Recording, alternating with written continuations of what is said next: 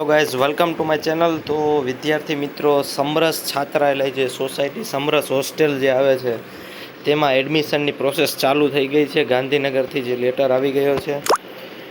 કોલેજના કક્ષાના સ્નાતક, અનુસ્નાતક અને અન્ય ઉચ્ચ અભ્યાસક્રમમાં અભ્યાસ કરતા અનુસૂચિત જાતિ, જનજાતિ, સામાજિક, શૈક્ષણિક રીતે પછાત, આર્થિક રીતે પછાત વર્ગના વિદ્યાર્થીઓને 2024-25નું જે સમરસ કુમાર અને કન્યા છાત્રાલય જે અમદાવાદમાં છે, ભુજ, વડોદરા, સુરત, રાજકોટ, ભાવનગર, જામનગર, આણંદ, હિંમતનગર, પાટણ અને સમરસ કુમાર છાત્રાલય ગાંધીનગર ખાતે પ્રવેશ મેળવવા ઈચ્છતા વિદ્યાર્થીઓને આ જે લિંક છે એ લિંક ઉપર, એ વેબસાઇટ ઉપર તમારે જવાનું છે અને 27/5/2024થી લઈને 20/6/2024ના રાતના 11:59 એટલે કે 12 વાગ્યા પહેલાં સુધીમાં તમે ઓનલાઈન અરજી કરી શકો છો.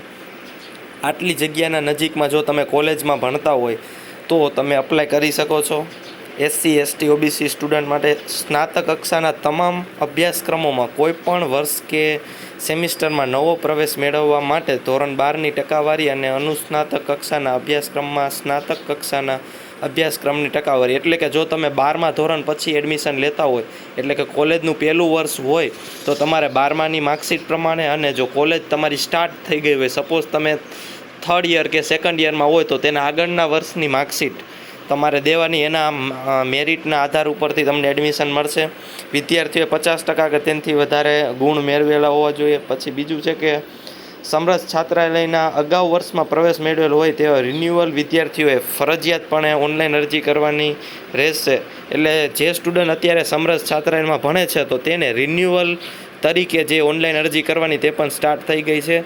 ગ્રુપ 2 અને ગ્રુપ 3ના રિન્યુઅલ વિદ્યાર્થીઓ જે બીજા વર્ષે છાત્રાલયમાં રહેવા માગતા હોય તેમને ગત વાર્ષિક પરીક્ષામાં, એટલે કે તમે આગળના વર્ષ માટે હવે તમારે એડમિશન લેવું હોય સમરસમાં તો રિન્યુઅલમાં લાસ્ટ યરની જે 2 સેમિસ્ટરની ટકાવારી હોય, SPI હોય તો SPI તેમાં 55% તેનાથી વધારે ગુણ હોવા જોઈએ અને ટકાવારીની બદલે ગ્રેડેશન આપવામાં આવતા હોય તો 55% કે તેનાથી વધુ ગ્રેડેશન હોવું જોઈએ રિન્યુઅલ સ્ટુડન્ટ કરવા માટે. અને જો ગ્રુપ 1 માટે હોય તો તેની ટકાવારી 50%થી વધારે હોવી જોઈએ અને તેના થ્રુ તમને પાછું નેક્સ્ટ યરનું રિન્યુઅલ એડમિશન મળી જાય છે. ગ્રુપ 1 એટલે કે મેડિકલ અને તેના સમકક્ષ અભ્યાસક્રમના રિન્યુઅલ વિદ્યાર્થીઓએ પ્રવેશ મેળવવા અરજી કરી શકશે, પરંતુ પ્રથમ વર્ષમાં પ્રવેશ મેળવવા વિદ્યાર્થીઓ ફ્રેશ માટે સંસ્થા કોલેજની પ્રવેશ પ્રક્રિયા શરૂ થયે અલગથી જાહેરાત આપી અરજીઓ મંગાવવામાં આવશે. એટલે જે સ્ટુડન્ટને જે પ્રથમ વર્ષમાં છે હવે આવશે તેનું હજી કોલેજમાં એડમિશન થયું હોય નહીં તો તેને જ્યારે એડમિશન થશે ત્યારે પાછી આવી રીતના ઓનલાઈન અરજીઓ માગવામાં આવશે, ત્યારે તેને એપ્લાય કરવું, અને જેને રિન્યુઅલ કરવાનું હોય તે અત્યારે પ્રોસેસ સ્ટાર્ટ કરી દે શકે. પછી જે વિદ્યાર્થીઓએ ઓનલાઈન અરજીના આધારે પ્રવેશ અંગેનો હક દાવો કરી શકે નહીં, ઓનલાઈન અરજીના આધારે પ્રવેશ માટે પ્રોવિઝન મેરિટ યાદી પ્રસિદ્ધ થયેલી તેમાં સ્થાન મેળવ, એટલે કે તમે ઓનલાઈન અરજી કરી લીધું એટલે એનો મતલબ એવું નથી કે તમને એડમિશન મળી જ જાય. તેનું મેરિટ લિસ્ટ બનશે. મેરિટ લિસ્ટ પછી તમને જાહેર કરવામાં આવશે કે ભાઈ તમારો જો નંબર લાગી જાય તો તમને એડમિશન મળશે. જે કોઈ છાત્રની ઓનલાઈન અરજી ફોર્મ ભરવામાં ભરેલ ટકાવારી અને અસલ માર્કશીટની ટકાવારીઓમાં તથા લાયકાત અંગેના પ્રમાણપત્રોમાં તફાવત જણાશે તો છાત્રને પ્રવેશ રદ કરવામાં આવશે.